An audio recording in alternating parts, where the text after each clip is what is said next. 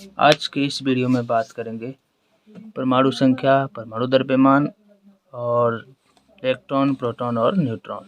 जिनको इस बारे में समस्या रहती है, कैसे निकाला जाता है परमाणु संख्या, इलेक्ट्रॉन संख्या, प्रोटॉन संख्या, न्यूट्रॉन संख्या, परमाणु द्रव्यमान क्या होता है, उसको इस वीडियो में पूरा क्लियर हो जाएगा। और मैक्सिमम केमिस्ट्री, रसायन शास्त्र में जिसको दिक्कत है, 9, 10, 11, 12 क्लास के जो भी स्टूडेंट है उनको ये समझ में आएगा। और केमिस्ट्री भी बहुत ज़्यादा समझ में आएगा, कैसे सूत्र बनते हैं वो भी समझ में आने लगेगा धीरे धीरे। ठीक, मैं ये पूरा सेशन चला रहा हूँ ट्रिक का। केमिस्ट्री के जितने भी ट्रिक की वीडियो हैं डाल दिए गए हैं, आप नीचे डिस्क्रिप्शन में जाकर उनको देख सकते हैं। चलिए शुरू करते हैं। परमाणु संरचना में हम लोग जानेंगे कि परमाणु होते क्या हैं। तो हम लोग जानते हैं कि परमाणु एक पदार्थ का अंतिम कण है। ठीक, परम अणु, परम मतलब अंतिम होता है, अणु माने छोटा कण। यहाँ पे बता रहा है कि ये सूक्ष्म कण है जो संयुक्त अवस्था में रहता है। किताबों में आपको यही परिभाषा मिलेगा। संयुक्त अवस्था में रहता है मतलब ये स्वतंत्र नहीं रह सकता, परमाणु किसी न किसी से जुड़ा रहता है। और बता रहा है कि रासायनिक अभिक्रिया में ये भाग लेते हैं। जितनी भी अभिक्रियाएं होती हैं उसमें भाग लेता है परमाणु ही। संरचना इसका कैसा होता है, तो यहाँ पे वास्तविक संरचना ऐसा होता है कि बीच में नाभिक होता है। इस वाले जो बीच में आप देख रहे हैं इसको नाभिक कहा जाता है, इस भाग को। ठीक, और यहाँ बीच में नाभिक में क्या क्या रहता है, तो न्यूट्रॉन रहता है और प्रोटॉन रहता है। प्रोटॉन यानी प्लस कण, न्यूट्रॉन यानी जीरो आवेश वाला कण। एक तरह के छोटे कण है जो परमाणु के अंदर रहते हैं। तो नाभिक में दोनों प्रोटॉन और न्यूट्रॉन रहता है। प्रोटॉन पर प्लस आवेश, न्यूट्रॉन पर जीरो आवेश। किनारे किनारे जो कक्षाएं हैं उस पर इलेक्ट्रॉन चक्कर लगा रहे होते हैं, जिसको इलेक्ट्रॉन कहा जाता है, जिसपे माइनस आवेश होता है। ठीक, लेकिन हम लोग किताबों में हमको ग्राफ ऐसा देखने को मिलता है जिसमें बीच में प्रोटॉन और न्यूट्रॉन होते हैं, किनारे किनारे इलेक्ट्रॉन चक्कर लगाते हैं। वो भी कितने इलेक्ट्रॉन चक्कर लगाते हैं, तो पहले में 2, दूसरे में 8, तीसरे में 18, चौथे में 32। बोर-बरी योजना के अनुसार ये नियम बनाया गया था, नील्स बोर के अनुसार, कि ऐसे ऐसे कक्षा में इलेक्ट्रॉन चक्कर लगाते हैं। ठीक, तो पहले कक्षा में आप नोटिस कीजिएगा तो मैंने 2 इलेक्ट्रॉन बनाए हैं, फिर धीरे धीरे और दूसरे में 8, ऐसे बढ़ते चला जाता है। अब परमाणु संख्या होता क्या है? परमाणु के नाभिक में उपस्थित प्रोटॉनों की संख्या को परमाणु संख्या कहते हैं। ठीक, तो मेनली प्रोटॉनों की संख्या को ही परमाणु संख्या माना जाता है। इसमें न्यूट्रॉन की संख्या को नहीं जोड़ा जाता, क्योंकि परमाणु संख्या पे ही किसी पदार्थ का गुण डिपेंड करता है। इलेक्ट्रॉन से तो जुड़ते हैं आपस में, लेकिन प्रोटॉनों की संख्या पे ही वो पदार्थ अस्तित्व में है। मतलब जिसका परमाणु संख्या 1 है वो हाइड्रोजन है, जिसका 10 है वो नियॉन है, जिसका 26 है वो लोहा बन चुका है। समझिएगा बात को। जिसका 47 है वो चांदी बन चुका है, प्रोटॉनों की संख्या। जिसका 79 है वो सोना बन चुका है। जितना प्रोटॉन है उतना वो गुण रखता है, वैसा गुण। ठीक, इसीलिए इसी को मेन गुण माना जाता है, परमाणु संख्या को। अब इसे जेड से सूचित किया जाता है। यानी एक बात पता चला कि जो परमाणु संख्या जेड है वो प्रोटॉन पी के बराबर होता है। इसको हमने समीकरण 1 मान लिया। दूसरी बात यहाँ पे ध्यान रखेंगे कि परमाणु में धनावेशित प्रोटॉन यानी P+ वाले की संख्या, ऋणावेशित इलेक्ट्रॉन यानी E- की संख्या, दोनों की संख्या बराबर होती है। इसलिए परमाणु विद्युतता उदासीन होता है, यानी विद्युत का इस पर कोई प्रभाव नहीं पड़ता है जनरली, क्योंकि इलेक्ट्रॉन जब त्यागता है तभी विद्युत का प्रभाव पड़ता है। इस तरह उदासीन होता है ये परमाणु। यानी प्रोटॉन पर कितना आवेश होता है, तो प्लस में 1.6 × 10⁻19 कूलम। इलेक्ट्रॉन पर कितना होता है, -1.6 × 10⁻19 कूलम। इधर दोनों को जोड़ेंगे तो ये आपस में जुड़ेंगे, प्लस माइनस कट के 0 हो जाएगा, है ना। यानी प्रोटॉन इलेक्ट्रॉन 0। तो एक बात पता चला कि प्रोटॉन और इलेक्ट्रॉन भी आपस में बराबर होते हैं।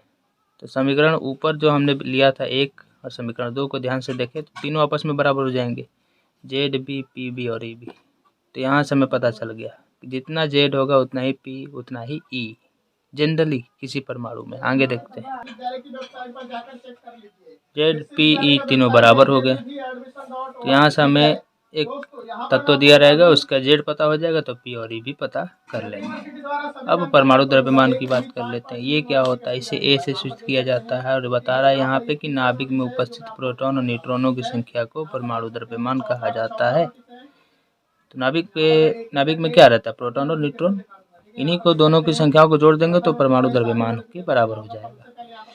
तो अब मन में प्रश्न उठता है कि परमाणु द्रव्यमान एक द्रव्यमान है तो हम इसमें संख्या क्यों जोड़ रहे हैं, और दूसरा कि हम नाभिक का ही क्यों ले रहे हैं, इलेक्ट्रॉन भी तो है उसमें। तो जनरली इलेक्ट्रॉन का स्वतंत्र आवेश स्वतंत्र द्रव्यमान 0 होता है, उसको लिया नहीं जाता। प्रोटॉन के द्रव्यमान को या यूँ कहे कि किसी भी पदार्थ का द्रव्यमान नाभिक में होता है, इसलिए नाभिक के ही कणों को लिया जाता है। तो पता चल गया कि ये बराबर प्रोटॉन और न्यूट्रॉनों की संख्या। लेकिन हम पी के जगह पे जेड लिखेंगे क्योंकि जेड ही दिया रहता है। ठीक, जितने भी सारणी में दिए रहते हैं उसको जेड ही माना जाता है, पी नहीं माना जाता। तो हम जेड लिख लेंगे, पी के जगह पे जेड बराबर होता है पी के। फिर मेनली हमें ये फार्मूला काम नहीं आता, हमें ये फार्मूला काम आता है क्योंकि हमें न्यूट्रॉनों की संख्या निकालना है। ए तो दिया रहता है, न्यूट्रॉनों की संख्या क्या हो जाएगी, जेड प्लस में इधर आएगा माइनस में। अब हमारा एन भी निकल जाएगा। अब तत्व का सामान्य संकेत क्या होता है, तत्व या परमाणु का, तो एक्स लिखा जाता है, नीचे जेड परमाणु संख्या, ऊपर द्रव्यमान संख्या, इधर इलेक्ट्रॉनों को सजाने का नियम होता है 2, 8, 18, 32। अब ये कैसे सजाया जाता है, हमने इसका वीडियो अपलोड कर दिया है, आप डिस्क्रिप्शन में जाके नीचे देख सकते हैं। ठीक, या चैनल पे भी जाके देख सकते हैं। उदाहरण समझेंगे अब एक एक करके डिटेल में। हाइड्रोजन को समझेंगे, हाइड्रोजन के नीचे एक लिखा, ऊपर भी एक लिखा है। कई किताबों में दोनों ए और जेड एक ही साथ दे देता है, इधर पीछे देता है। मुझे ये वाला अच्छा लगता है तो मैं ये वाला यूज करता हूँ। बात करते हैं जेड बराबर क्या होगा, तो यहाँ पे एक लिखा है तो जेड बराबर 1। पी और ये सभी एक बराबर होते हैं तो सभी का मान 1 1 1 हो जाएगा। चलिए ए की बात करते हैं, तो ए ऊपर 1 लिखा है तो ए का मान भी 1 हो जाएगा। हमें न्यूट्रॉन निकालना है, क्या करेंगे, तो हमने ऊपर क्या देखा, न्यूट्रॉन निकालने का ट्रिक नहीं, एक नियम है, ए माइनस जेड, घटा देंगे। तो जितना ए लिखा है, ए का मान 1 है, जेड का मान भी 1 है, घटा दिए 0 आ गया। यानी क्या बात पता चला कि हाइड्रोजन में न्यूट्रॉन नहीं होते हैं, यानी हाइड्रोजन बिना न्यूट्रॉन का एक तत्व है, यानी यह एक एकल प्रोटॉन है, एकल सिंगल प्रोटॉन। ठीक, एक तरह से ज़्यादातर प्रोटॉन की बात होती है तो ज़्यादातर हाइड्रोजन प्लस आयन को ही लिया जाता है। फिर हीलियम की बात कर लेते हैं। हीलियम के नीचे 2 लिखा है, इधर 4 लिखा है। इसका मतलब 2 परमाणु संख्या है, प्रोटॉन संख्या है, इलेक्ट्रॉन संख्या है, 4 क्या है, द्रव्यमान संख्या। और न्यूट्रॉन कितने होंगे, तो 4 माइनस 2 कर देंगे, आ जाएगा हमारा 2। आगे देखते हैं, यहाँ पे हमने और भी कई सारे तत्वों का निकाल रखा है, इसमें से आप इस सब का अपने से करके देख लीजिएगा। यहाँ पे बोरॉन कार्बन की बात करते हैं तो कार्बन को थोड़ा देखते हैं। कार्बन का 6 6 6 होता है, इसका द्रव्यमान 12 होता है, न्यूट्रॉन भी 6 होता है। और फिर आगे बात करते हैं, नाइट्रोजन को भी देख लीजिए, इसका अंतिम इलेक्ट्रॉन 5 होता है। इससे आपको ये वाला बहुत अच्छा जरूरी होता है इसको समझना, तो इसका वीडियो नीचे दिया गया है, देख लीजिएगा ज़रूर।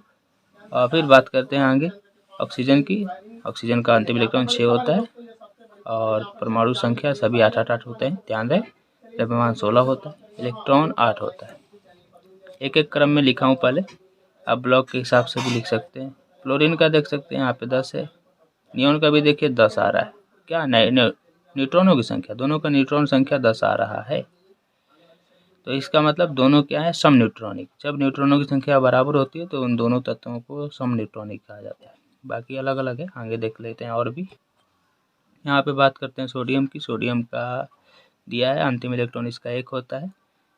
बहुत बड़ा यूज है अंतिम इलेक्ट्रॉन का, इसलिए इसको निकालना जरूर सीखिएगा। यहाँ पे परमाणु संख्या 11 होगा, प्रोटॉन और इलेक्ट्रॉन भी। यहाँ पे द्रव्यमान 23 दिया रहता है कि सारणी में भी, यहाँ पे भी मैंने लिख दिया है, आप अपने से भी ट्राई कीजिएगा सब बना कर।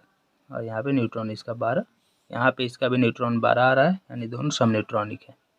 ठीक, फिर यहाँ इसका अंतिम इलेक्ट्रॉन 2, ये तो आप खुद भी कर लेंगे। यहाँ पे और भी मैंने एल्युमिनियम का दे रखा है, सिलिकॉन का निकाल रखा है, क्योंकि ये सब VVI है, बहुत ज़्यादा इंपॉर्टेंट है एग्जाम की दृष्टि से। एग्जाम में बहुत ज़्यादा इन्हीं से पूछा जाता है, इसलिए मैंने इन्हीं का इलेक्ट्रॉन, प्रोटॉन और सब कुछ निकाला है। फास्फोरस की बात करते हैं, सल्फर की, तो यहाँ पे आप देख सकते हैं इसका 15, इसका 16, ये भी समन्यूट्रॉनिक। यहाँ पे क्लोरीन और आर्गन की बात करें, इसका 17, इसका 18। यहाँ पे 35.5 लिखा है, लेकिन हम लोग 35 लेंगे न्यूट्रॉनों की संख्या निकालने के लिए। द्रव्यमान भले 35.5 है, लेकिन न्यूट्रॉन निकालने है तो 35 लीजिएगा, तभी निकल पाएगा, क्योंकि एक संख्या है। ठीक, यहाँ पे भी क्लियर। आगे देख लेते हैं और भी। यहाँ पे पोटेशियम का दे रखा है, इसका अंतिम इलेक्ट्रॉन 1 होता है, परमाणु संख्या 19, प्रोटॉन 19, इलेक्ट्रॉन 19, द्रव्यमान 39, न्यूट्रॉन 20 होते हैं। कैल्शियम के भी 20 न्यूट्रॉन होते हैं, यानी सब न्यूट्रॉनिक। इसका अंतिम 2, 20, 20, 20, ZPE 40। लोहा का थोड़ा सा ध्यान देने योग्य है कि लोहा 25, 26 होता है, 56 होता है द्रव्यमान, A का मान। ठीक है, लेकिन न्यूट्रॉनों की संख्या, अच्छा हाँ, यहाँ पे विन्यास 14 लिखा है, तो इसको कैसे लिखा जाता है मैंने इस वीडियो में बताया है, आप नीचे डिस्क्रिप्शन में ज़रूर देख लें। फिर कॉपर का 63.5 है, लेकिन हम न्यूट्रॉन निकालने के लिए केवल 63 लेंगे। ये सब एग्जाम में रिपीट होते हैं, बार बार इनसे पूछ दिए जाते हैं क्वेश्चन, इसलिए इनको कंप्लीट रखिएगा। यहाँ पे जिंक का हमने निकाला 30 होता है द्रव्यमान, नहीं, परमाणु संख्या, और अन्य प्रोटॉन इलेक्ट्रॉन में। इसलिए ये वीडियो अब हम लोग एक तरह से सेशन चला रहे हैं, जिससे आप केमिस्ट्री का पूरा क्लियर हो जाए। तो यहाँ पे मैं ये सब भी बता दे रहा हूँ कि जिसको बेसिक कमज़ोर है वो ये सब समझ ले, उनके लिए खास करेगा वीडियो, फ़ायदा करेगा खासकर। यहाँ पे A का मान 65 है, N का मान 65 - 30 35। ठीक, मिलते हैं अगले वीडियो में, धन्यवाद।